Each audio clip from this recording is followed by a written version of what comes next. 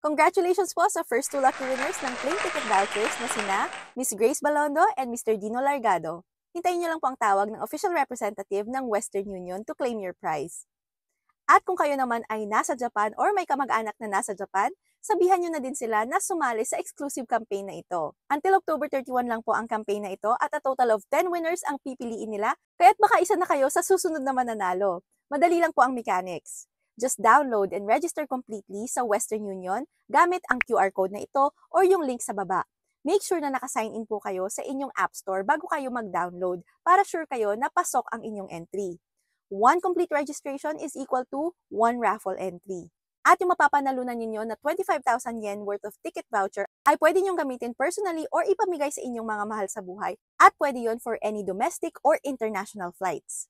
Share this video na din dahil personally ay pipili ako ng mga lucky sharers. So download and register na at abangan nyo po ang susunod natin na winner announcement.